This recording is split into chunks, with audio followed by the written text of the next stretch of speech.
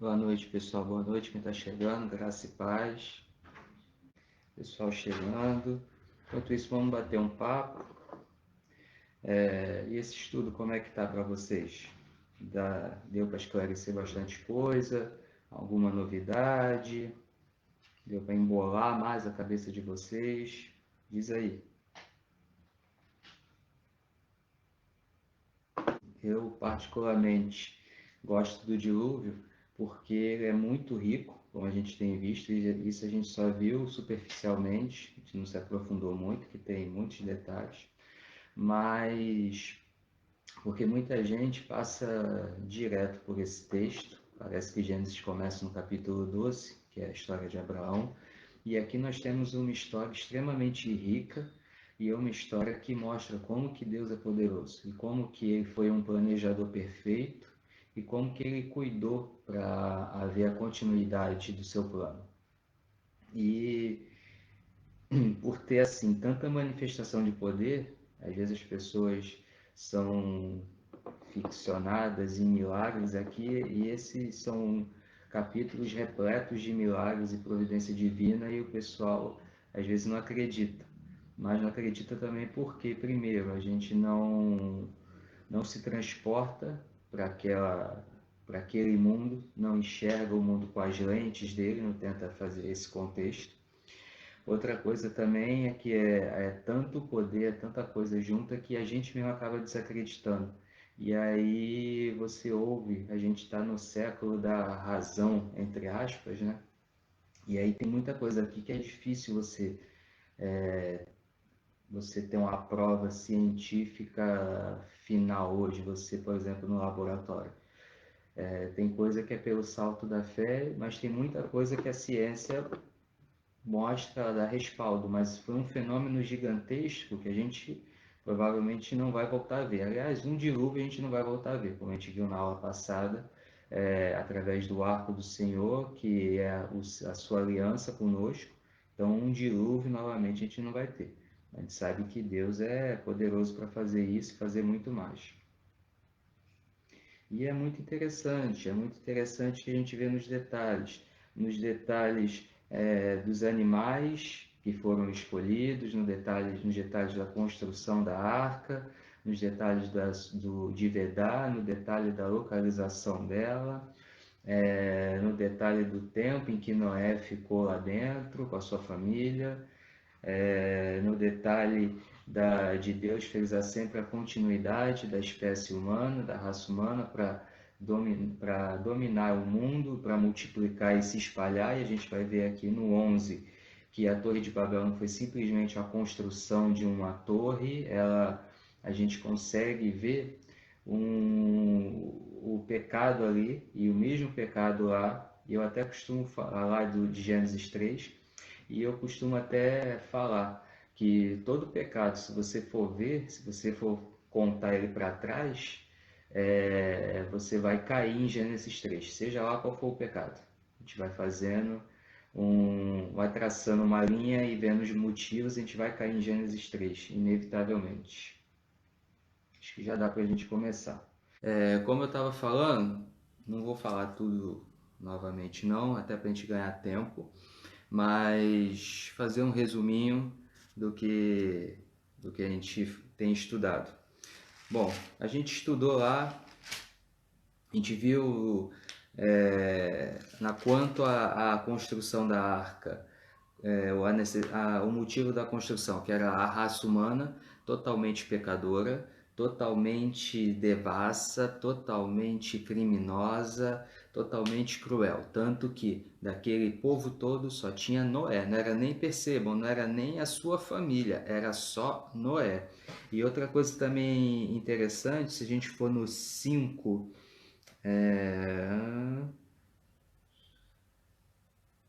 no 5, no capítulo 5:30, diz que depois que Noé nasceu, Lameque ainda gerou outros filhos e filhas. Então Noé ainda tinha irmãos, tinha parentela. Então, opa, boa notícia, Wagner, boa notícia.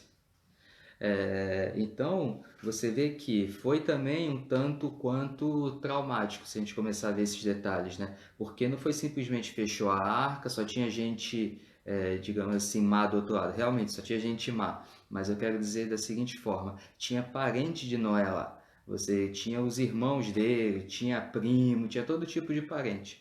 E a raça humana ela estava de tal forma que só Noé escapou. Isso também vale para a gente refletir nos nossos dias, quando a gente fala que a gente está vivendo num mundo de muita crueldade e tal, não, podia ser pior. Podia ser pior e era pior nesse tempo aqui. E aí só não é pior porque nós temos ainda nós temos a redenção, nós temos a graça de Deus, porque quando Jesus morreu na cruz, ele já começou a sua obra redentiva, que só vai ficar completa quando ele voltar. Então a gente provavelmente não vai chegar a uma crueldade tamanha como esse tempo.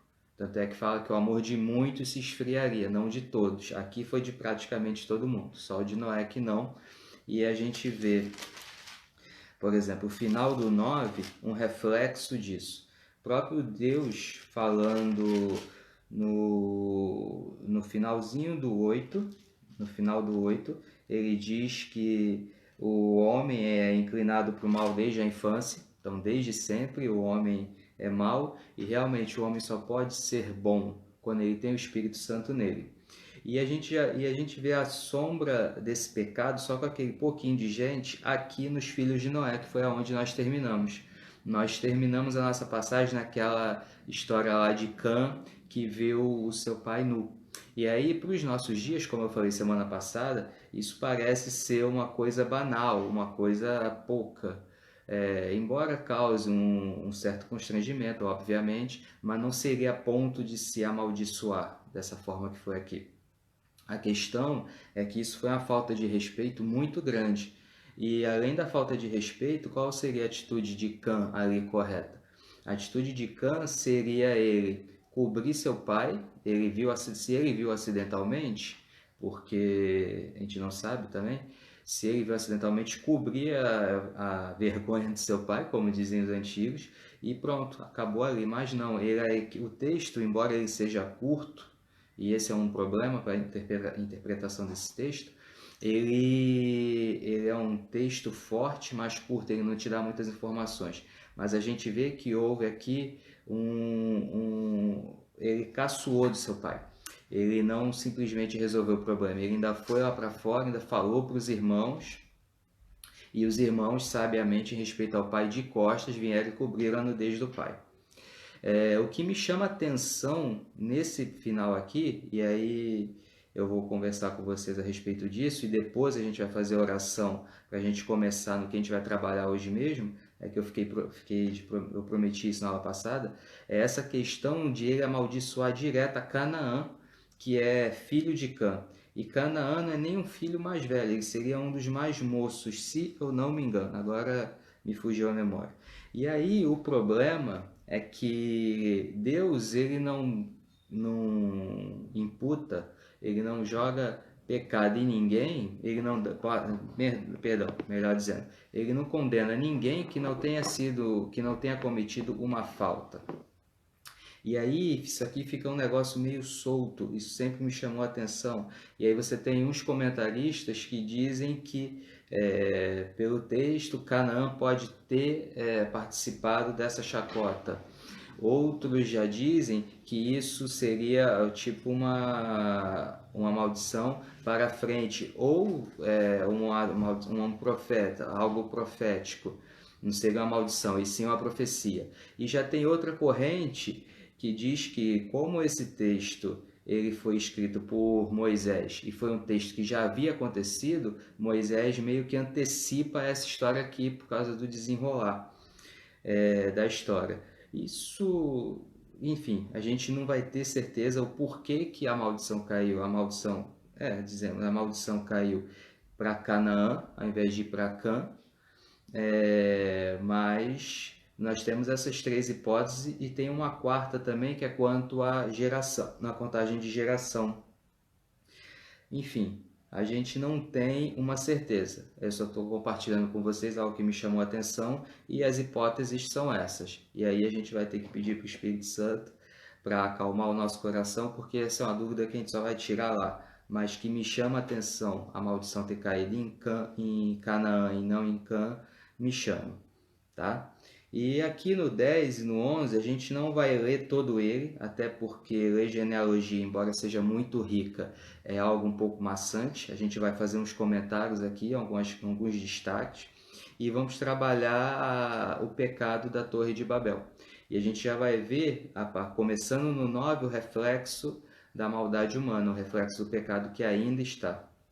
E enquanto eu estava fazendo um estudo, eu estava estudando para a gente poder ter essa aula, é uma coisa que me chamou a atenção em um comentarista, foi ele falando que o amor, ele não redime pecado, o amor humano, ele pode até cobrir, mas ele não redime, que o que redime é apenas o sangue de Cristo.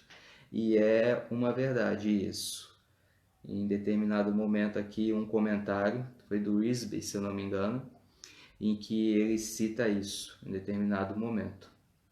Bom, cumprir o prometido da questão aqui de Canaã. Agora vamos orar para começar nosso trabalho mesmo de hoje, para a gente encerrar esse estudo, tá bom?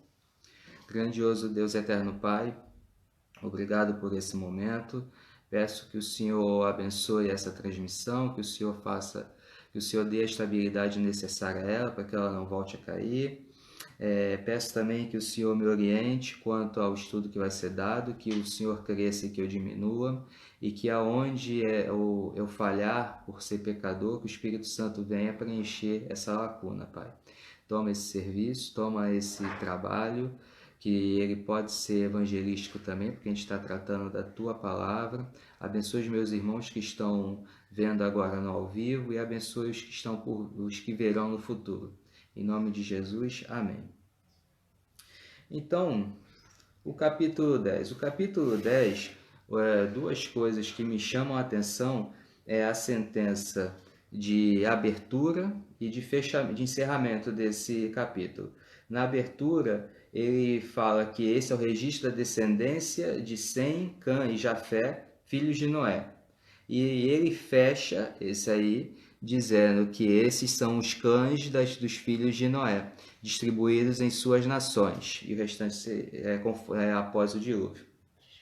O que fica claro para mim é que ele faz questão de enfatizar que, assim como toda aquela geração pré-diluviana veio de Adão e Eva, a geração pós-diluviana veio da família de Noé. Todas as nações que nós conhecemos hoje, ela veio desses três. Ela começou nesses três e é o que a gente tem até hoje. Nós temos aqui alguns povos que até hoje você consegue rastrear, outros não, outros se perderam. Mas grande parte deles você consegue rastrear, não vou falar de todos eles, porque senão vai ficar muito longo, mas nós temos os semitas mesmo, por exemplo, que é a raiz, vamos falar do povo de Israel. O povo de Israel, ele vem da raiz de Sem. Ele vem da raiz de Sem, por isso que ele é chamado um povo semita, língua semita. Quando se fala de semita, é porque vem de Sem. Os islâmicos, os árabes também são filhos de Ismael, também são povos semitas, porque, como os irmãos sabem, Abraão quis ajudar Deus no cumprimento da promessa, e aí ele deitou-se com Agar, que Sara ofereceu, e tiveram Ismael. Então, Abraão também é pai dos descendentes de Ismael. Então, esses são os povos semitas que nós temos até hoje. Nós temos aqui nessa genealogia outras coisas interessantes, como ele falando do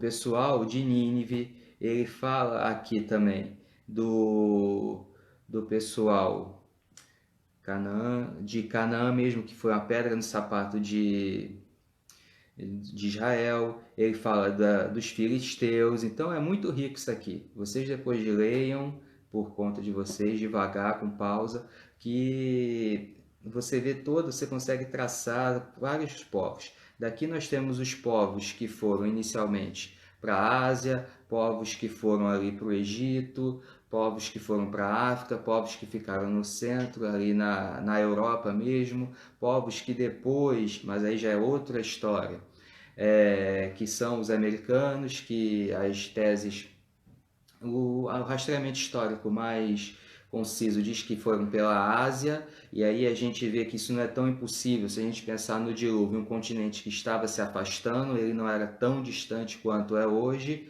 então nós vemos essa possibilidade.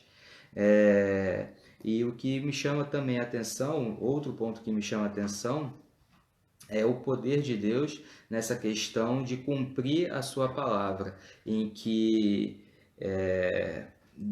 dessa família é que veio todos os povos. E é uma coisa tremenda se você for ver a quantidade de pessoas que nós temos hoje, só vir de uma família, só vir de 3 pessoas, 3 casais, por assim dizer. Problemas desse capítulo aqui. Nesse capítulo aqui existe uma implicação que o pessoal que gosta de desmerecer a Bíblia chama atenção, que é no versículo 5, por exemplo, que fala assim, que deles procedem os povos marítimos, os quais se separaram em seu território, conforme a sua língua, cada um segundo os clãs de suas nações. Só que língua, a gente vai ver línguas diferentes no capítulo 11. Então, o pessoal cria essa dificuldade que a gente vai ver que é fácil de ser respondida, faz disso aqui um baluarte, um motivo para falar que a Bíblia mente, que a Bíblia foi escrita por humanos e que a Bíblia erra e tal, e vai contra o que a gente pensa, que a gente acredita pela fé, que a Bíblia é inerrante. Aqui, eu já dei a dica quando eu falei lá da questão de Canaã, receber a maldição. Moisés, quando escreveu isso aqui, ele não escreveu, não é uma escrita dele tipo um diário, vivenciando aquilo dia a dia. Não, isso aqui era uma história que já acontecia. Então, para contextualizar e explicar, algumas coisas já foram adiantadas e essa é uma delas. Isso aqui ele está apontando para o que aconteceu lá. Então, ele não está desacreditando ou não está dizendo que foram 2 divisões. Não, a divisão de língua foi uma só. O que ele está fazendo aqui é arrumando a história de uma forma que seja até mais compreensível. Outra coisa também que chama a atenção da gente é que sempre quando se fala em Sem, Cã e Jafé. Então, seguindo a tradição, seguindo o modo que o hebraico escreve, nós temos como Sem o mais velho, Cã do meio, Jafé o mais novo. Mas na hora dessa genealogia, nós temos de trás para frente. Nós temos Cã, Jafé e Sem. E por que isso? Ao que parece, isso aqui já é esse arranjo que Moisés fez, inspirado pelo Espírito Santo, no qual Cã, lembrem-se que Canaã foi amaldiçoado. Canaã foi uma nação da onde muitos povos vieram e foram pedra de sapato no povo de Israel, que é a raça eleita de Deus, pela qual Jesus veio. Então, ele veio contando primeiro a história de Cã, e aqui ele deixa uma ponta muito boa para nós compreendermos o capítulo 11, que é Nimrod, ou Nimrod. E ele vai contando todo esse pessoal aqui. Ele conta de Cush, que também gerou Nimrod, que foi o primeiro homem poderoso da Terra, que foi o mais valente dos caçadores. Então, Nimrod aqui, até pelo termo valente que é usado nas outras vezes que aparece, aponta para uma pessoa tirânica, uma pessoa poderosa. Ele teve um grande reino, porque seu reino, ele diz aqui no 10, abrangia Babel, Babilônia, Ereque, Acade e Cainé, na terra de Sinear. Dessa terra ele partiu para a Síria, onde fundou Nínive, Reobote, Ir, Calá e Rezém. Quer dizer, a gente vê aqui já uns nomes conhecidos nossos, uns nomes problemáticos, uns nomes como, por exemplo, Nínive, que teve a história de Jonas, e depois, em Ageu, você vê que Nínive caiu de novo no pecado. Então, ele vem contando primeiro a história de Cã, ele vem contando a história depois de Jafé, que Jafé ele vai ficar como Noé falou quando ele profetizou dos filhos. Jafé ele vai ficar sob a tenda de Sem, e aí tem alguns comentaristas falam que essa profecia cumpriu-se quando Paulo começou o seu evangelismo, que foi justamente pela região onde os povos de Jafé eles se espalharam. Então disse isso, alguns consideram isso. E aí a gente vem para Sem, por quê? Porque Sem ele deixa o gancho para a gente começar a falar de Babel e também para Abraão. Então Sem, para dar o destaque, como a gente fala que é o melhor vem por último, então é mais ou menos nesse contexto. Então Sem, como é onde vem toda a geração, onde vem Israel, é deixado por último. Outra coisa aqui também, quanto a Peleg, outra coisa que chama a atenção aqui, no versículo 25. Versículo 25 a gente tem aqui, outro seria outro anacronismo, outra coisa fora de tempo, mas não é por causa dessa história que eu contei para vocês. Que diz que a Éber nasceram 2 filhos, um deles se chamou Peleg, porque em sua época a terra foi dividida. Seu irmão chamou-se Joctã. Quanto a essa divisão, existiu no ano de 1850 e pouco uma corrente que dizia, um teólogo, que falava que essa divisão também poderia ser de acordo com dessa separação dos continentes. Eu acredito mais que seja realmente apontando para Babel. É a minha crença, mas existe também para você pensar dessa forma. Mas eu acho que no contexto geral aponta mais para Babel mesmo. E de qualquer forma não vai estar errado em nenhuma das duas circunstâncias. Mas como aqui ele quer dar ênfase na história da Torre de Babel, mostrando que o homem continuava pecador e que dali veio uma maldição, um juízo de Deus, então eu acho que nesse contexto essa questão da terra foi dividida, foi mais jogando Peleg para esse fato aqui, para esse acontecimento histórico que foi a Torre de Babel. Tá? Bom, do 10 eram esses pontos que eu tinha para falar com vocês. Genealogia, se bem estudada, ela revela muita coisa. Ela é muito profunda e complexa também, para você traçar um monte de linha. Isso aí a gente pode deixar para uma outra oportunidade, para falar exclusivamente desse capítulo, no futuro, quem sabe.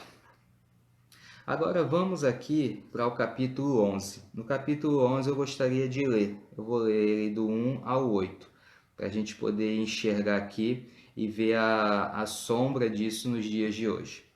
E aí diz assim a palavra do Senhor: No mundo havia apenas uma língua, um só modo de falar. Saindo os homens do Oriente, encontraram-se uma planície em Sinear, e ali se fixaram. Disseram uns aos outros: Vamos fazer tijolos e queimá-los bem. Usavam tijolos em lugar de pedras, e piche em vez de argamassa. Depois disseram: Vamos construir uma cidade com uma torre que alcance os céus. Assim nosso nome será famoso, e não seremos espalhados pela face da terra. O Senhor desceu para ver a cidade e a torre que os homens estavam construindo. E disse o Senhor: Eles são um só povo e falam uma só língua, e começaram a construir isso. Em breve nada poderá impedir o que planejaram fazer. Venham, desçamos e confundamos a língua que falam, para que não entendam mais uns aos outros. Assim o Senhor os dispersou dali para toda a terra e pararam de construir a cidade. Por isso foi chamada Babel, porque ali o Senhor confundiu a língua de todo o povo. Dali o Senhor os espalhou por toda a terra.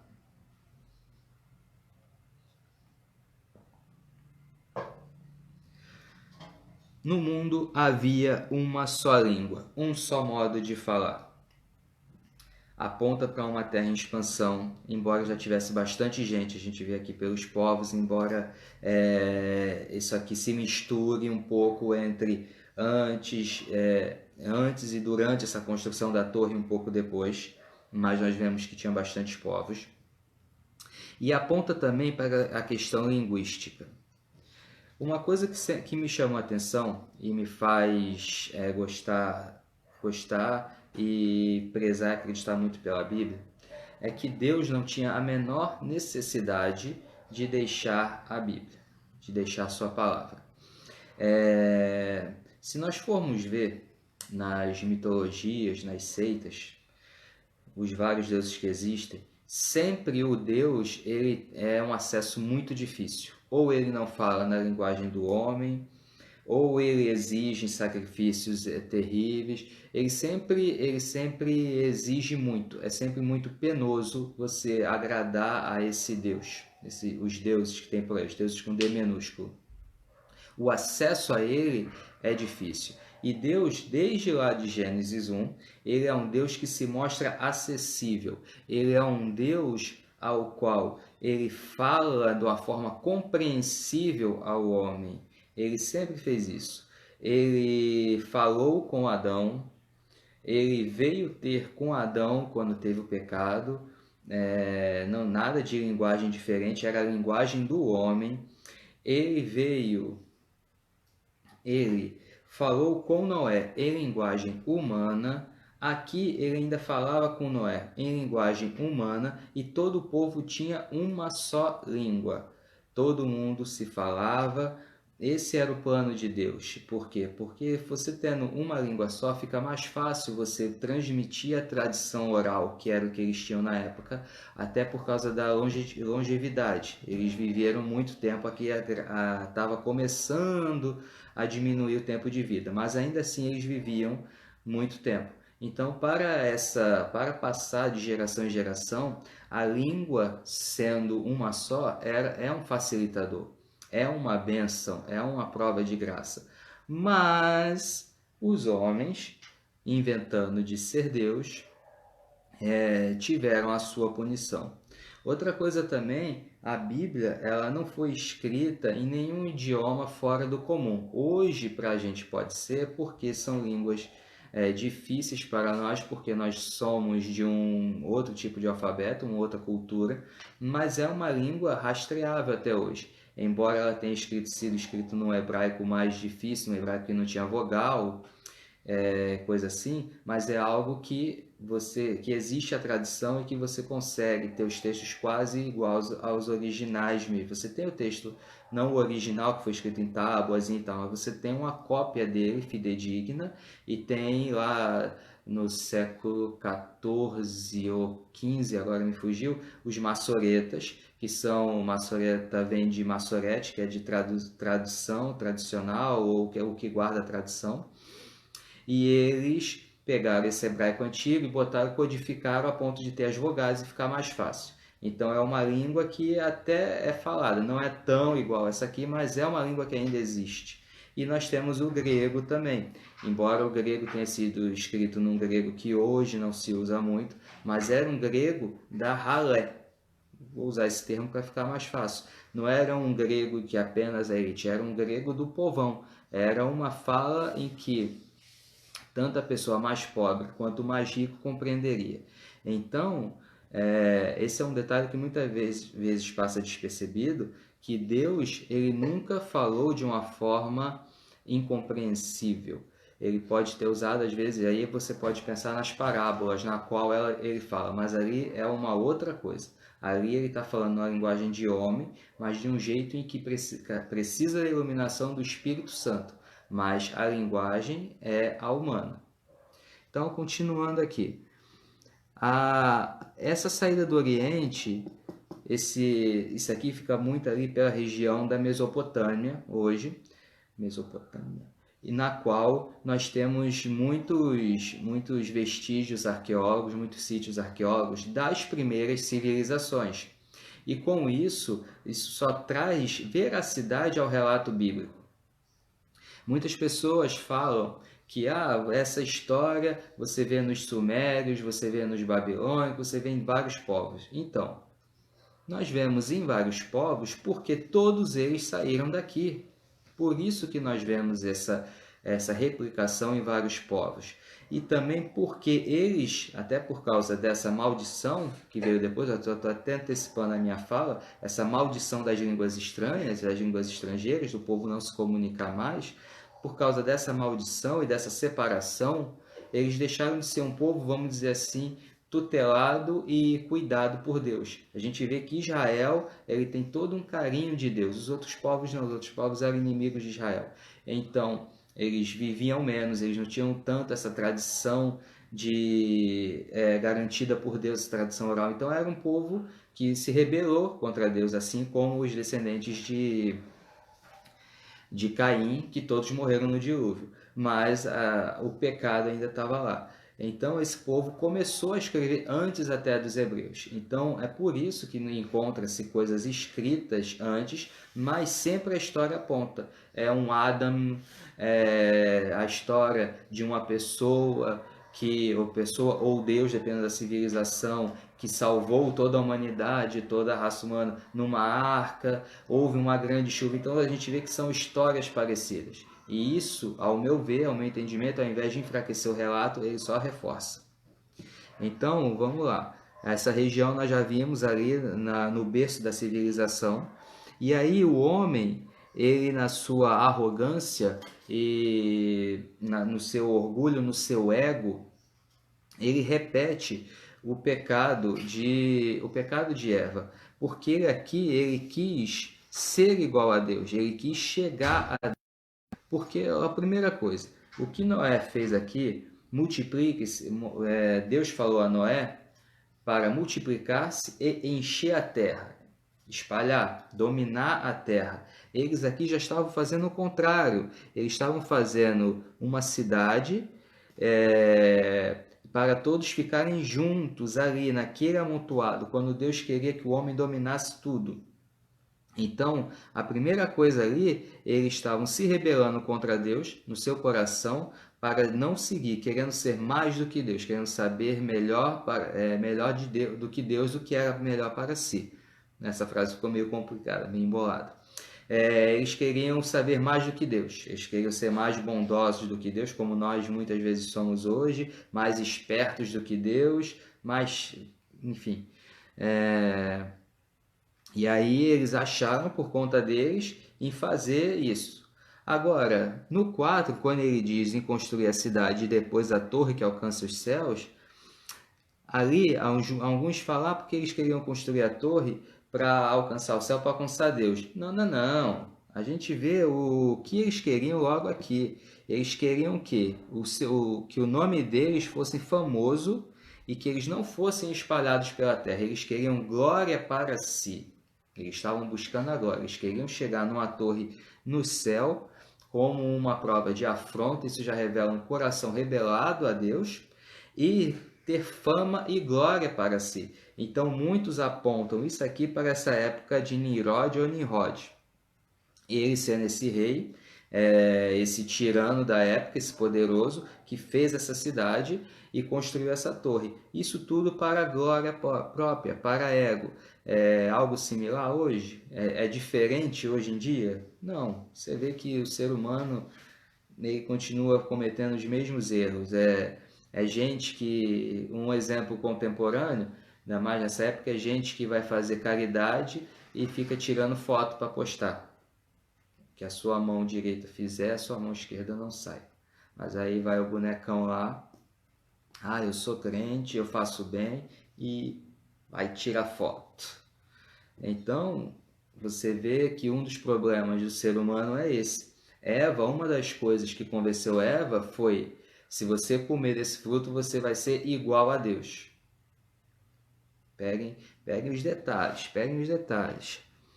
Então eles queriam fazer a torre por causa disso. Aí Deus, olhando aquilo tudo, Deus é um cara que ele tem muito senso de humor. Deus me perdoe se eu estiver falando, se eu estiver abusando, mas Deus tem muito senso de humor, gente. Deus é fantástico. Ele olhou, ele desceu para ver a cidade, ver que os caras estavam fazendo lá, tudo bem. Um só povo, falam uma só língua, isso é bênção que eu dei para eles, e constrói isso tudo. E aí Deus ele começa uma conversa aqui irônica, que ele diz que em breve poderá impedir, nada poderá impedir o que planejam fazer. Isso é ironia, porque Deus é todo-poderoso. Deus foi quem criou isso tudo que nós vemos, o universo, em 6 dias.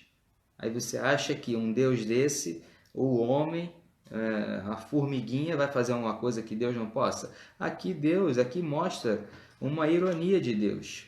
Deus está sendo irônico. Deus, na Trindade, ele está conversando lá, as 3 pessoas, provavelmente,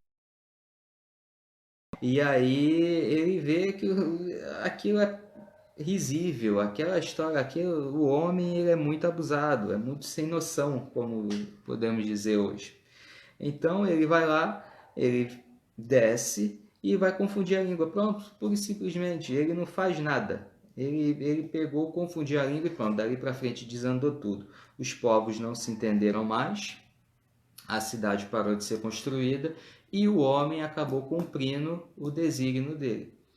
Não sei se seria um erro, que isso me veio agora, embora eu tenha pensado um pouco, mas eu também não busquei uma referência cruzada e tal. Mas a gente vê uma sombra, vamos assim dizer, só aqui nesse papo de estudo, não é nada, uma sombra do que aconteceu depois do Pentecostes. Porque a ordem de Jesus para os discípulos foi para eles esperarem a descida do Espírito Santo. Depois da descida do Espírito Santo, espalharem para fazer a evangelização do mundo, uma redenção do mundo.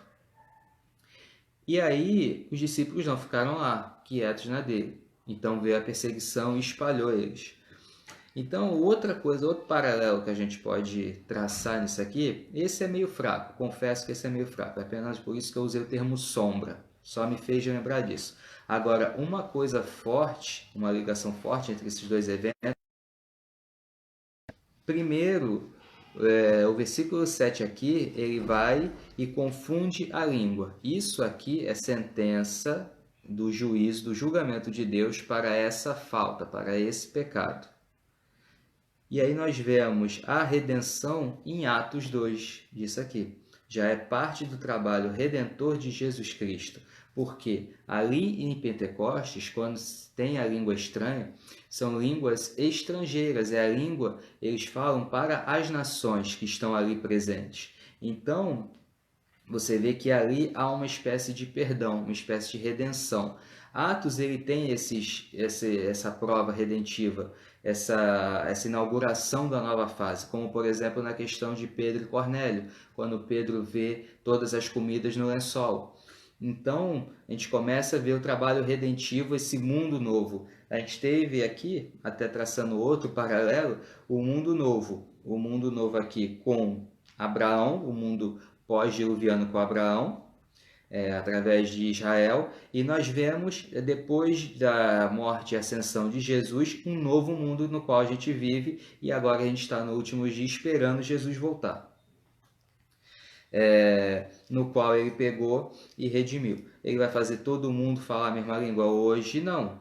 Mas quando estivermos em novo céu e nova terra, porque a gente não vai morar no céu a vida toda. Quem morrer agora antes de Jesus vir vai ficar lá no céu esperando, mas o plano é nós vivermos no novo céu e na nova terra. A gente vai voltar para esse planeta aqui, numa forma restaurada, até mais bonita e mais perfeita que o Jardim do Éden. Algo que só Deus mesmo podia fazer, né? Que Deus já fez o Jardim do Éden perfeito e vai fazer algo ainda maior. Mas, voltando, saindo da devagação. Nós vemos aqui, então, que Deus, não adianta você querer afrontar Deus, não adianta você querer ajudar Deus, você vai ajudar Deus, você acaba se embolando, você acaba se atrapalhando, você vai querer atrapalhar ou ir contra o plano de Deus. Ele vai deixar aquilo até quando for o propósito dele. Chega o ponto que ele basta. Acabou, você vai fazer agora o que eu quero, como foi aqui. Chegou um ponto, Deus deixou, é como se fosse assim, o seu filho lá está fazendo pirraça. Deixa ele fazendo pirraça. Ele vai estar fazendo pirraça. Quando chegar a um certo ponto, Deus falou, acabou, chega, agora sou eu que mando aqui, vamos botar ordem nessa bagunça. E a gente pode fazer uma aplicação para os nossos dias, né? Para esse dia de confinamento que a gente tem vivido. E até para renovar a nossa esperança, a nossa confiança. porque realmente está a situação muito confusa. É, é muita informação desencontrada, tem coisa aqui para falar que fica complicado. Não é nem questão de política, é pior. Mas interesses financeiros, enfim, tem muita coisa por trás disso tudo. Tem também a questão escatológica, a questão dos últimos dias bem forte nisso aí. Quem tiver ouvido, ouça, porque está se desenhando os últimos dias, enfim, é uma visão que eu tenho. Agora é um outro bate-papo, outro parêntese no estudo, mas a gente tem a confiança de que isso tudo está nas mãos de Deus. Quando for a hora, até o pastor que usa muito esse termo, quando for a hora, Deus vai falar, basta, acabou. E aí os que estão com ele, os remidos, vão sofrer. A gente vai sofrer, a gente está sofrendo. A gente está sofrendo uma série de privações, cada um com a sua, cada um, cada vida é uma história diferente, mas no geral nós estamos sofrendo a privação inicial de não poder ver os irmãos no templo, de passar lá em frente à igreja e ver ela fechada, dá um apertozinho no coração.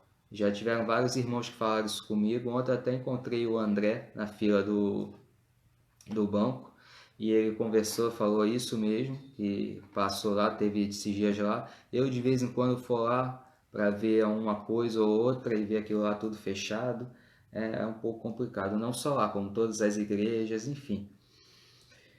Mas, e a gente não poder ter a nossa liberdade, que a gente está com a nossa liberdade limitada, mas Deus está no controle disso tudo.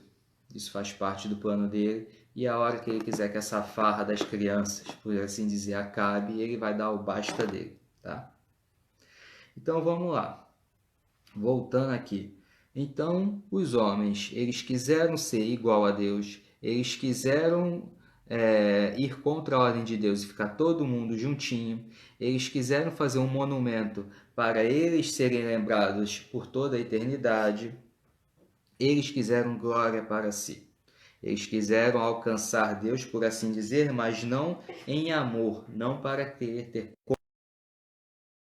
Foi para provar que eles eram iguais a Deus, como Eva. Muitas vezes nós fazemos isso. Terminando aqui a parte da Torre de Babel, e aí a gente vem para a descendência de Sem, que aí sim ela é tratada de uma forma diferente do capítulo 10. Aqui ela é mais detalhada, por quê? Porque aqui ele vai mostrando a base, a história de Israel. Outra coisa que dá veracidade à Bíblia é um negócio que a gente chama de evidência interna. A evidência interna são textos em que ela se mostra, ela mesma se confirma, ou então é texto que você consegue relacionar com fatos da história. E uma coisa aqui que o povo de Israel fez, que isso ele está à frente de vários povos, mesmo ele fazendo esse relato muitos anos depois, é quanto à sua cronologia e quanto a essa coisa de geração em geração, quanto a esses escritos históricos, fatos, pessoas. Isso dá uma veracidade tremenda para a Bíblia. Por quê? Porque ninguém que está escrevendo uma mentira ou algo que seja falível dá muito detalhe. Todo mundo, quando conta aquela mentirinha de estimação, ela não é detalhista, porque se for detalhista você cai. Olha, eu ensinando os outros a pecar. Mas é o fato, as histórias elas são desconexas, elas são soltas, elas não são detalhadas, porque quanto mais detalhe você der, mais fácil fica para a verdade aparecer. Então, quando nós temos um texto desse, rico em detalhes, é um texto que ele pede para se botar à prova. E aí ele vem falando da descendência de Sem, e aí ele começa o registro da descendência de Sem, tratando de forma especial, porque dali que vai sair Jesus. E ele fala que 100 anos depois ele gerou Arfaxade, pensaram que eu ia ler tudo, vou ler tudo não. E aí ele vem contando as histórias aqui, nós vemos essa questão de anos, a idade começando a diminuir, de 500, outros já foi para 400 e poucos anos, depois 200, depois 119, enfim. E nós vemos aqui esse mundo novo já dando sua prova, já mostrando o que acontece. Esse mundo novo no qual as pessoas vão viver menos uma situação diferente. E aí ele vem contando uma genealogia. Uma coisa que é legal ver em genealogia é que ela não tem como ela ser totalmente detalhada. Ela conta pessoa por pessoa. Ela conta as pessoas que tiveram algum destaque naquela geração. Você não tem como, senão seria a Bíblia toda só de genealogia. Então a genealogia ela é tratada das pessoas mais evidentes da época. Como por exemplo, nós vemos novamente aqui Peleg, nós vemos Eber, o Reu, Naor, Terá. E aí em Terá tem Abrão, nessa época Abraão é depois, Abrão, Naor e Arã. E aí começa a história de Terá e é o pontapé para o chamado de Abraão.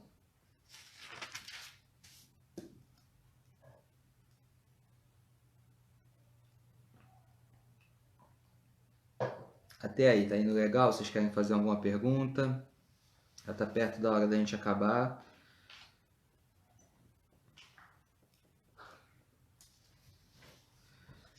Bom, fechando aqui essa parte desse estudo, nós vamos fazer agora uma aplicação geral de tudo que a gente aprendeu, que é uma das partes mais importantes. Porque às vezes não adianta você simplesmente estudar, você ver, compreender tal, mas e aí? Aonde isso aponta a Cristo? Aonde eu uso isso na minha vida? Senão fica informação solta. Então a gente tem que tratar a palavra de Deus com zelo, com amor, porque, como eu falei há alguns minutos atrás, Deus deu-se o trabalho de falar em linguagem de homem para ser compreendido. Então, isso aqui não é coisa solta. Tá aqui é porque Ele quer que nós entendamos isso aqui. E qual é a lição que a gente pode tirar de todo esse episódio? A lição é que os planos de Deus, eles se cumprem sempre. Não tem nada que a gente possa fazer para ir contra os planos de Deus. E isso é bom. Isso é bom. A gente vê que Deus ele é soberano, ele é infinitamente bom, porque ele suportou aquela geração toda pecadora por 120 anos aproximadamente, que foi do período em que ele falou com Noé para o início do dilúvio, deu mais ou menos 120 anos, ainda aturou aquela gente lá. Ele ainda fez com que a geração humana continuasse, tanto é que nós estamos aqui, e ele cuidou para que a sua palavra chegasse até nós, ele cuidou em todos os detalhes para que Jesus conhece e pudesse morrer e pudesse pecados de uma forma que nada poderia fazer, apenas ele. Então ele é um Deus zeloso, ele é um Deus pessoal, ele é um Deus que trata com cada um na sua problema. E ainda assim ele consegue fazer isso de uma forma geral. Parece questão simples, mas se a gente for colocar isso para a nossa limitação humana, isso é algo muito complexo. Você conseguir atender o seu povo, tratar do povo de uma forma individualmente e fazer toda uma engrenagem que todo aquele pessoal seja abençoado, todo aquele pessoal seja cuidado, toda aquela geração persista e toda aquela geração chegue a mensagem. Qual é a mensagem? Que nós temos um Deus garantidor, que no meio dessa tempestade toda nós temos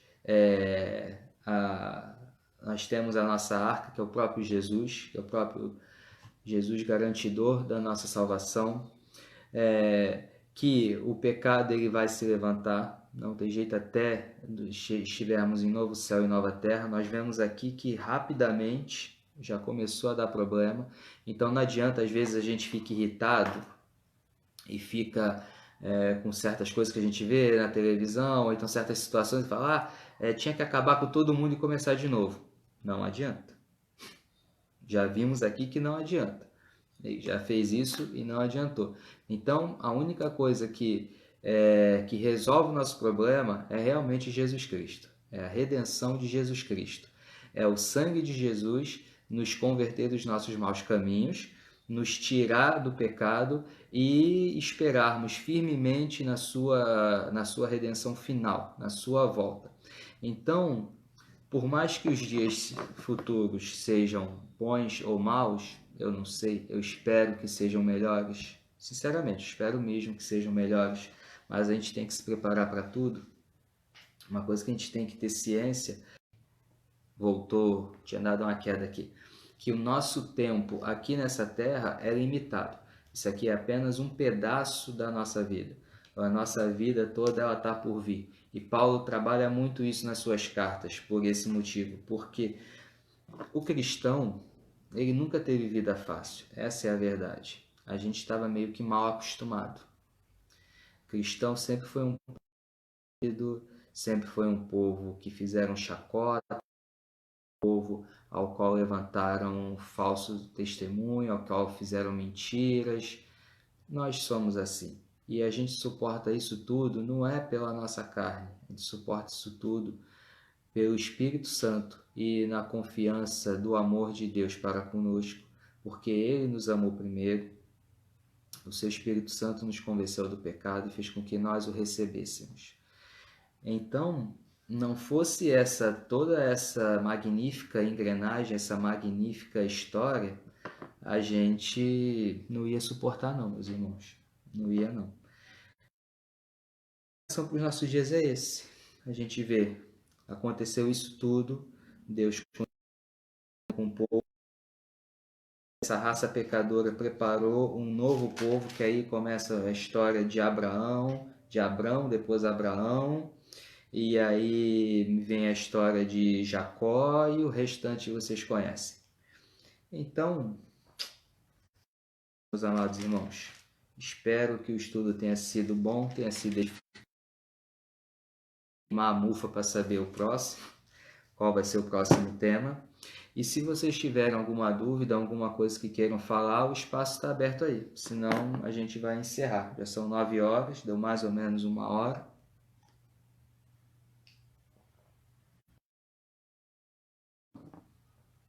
Se vocês quiserem falar alguma coisa que aprenderam, alguma coisa que não concordaram também,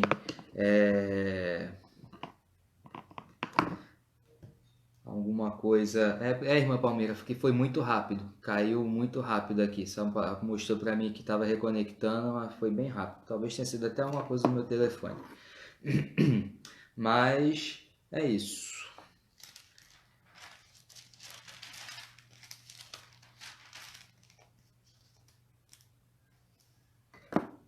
Ok, então. Então vamos encerrar.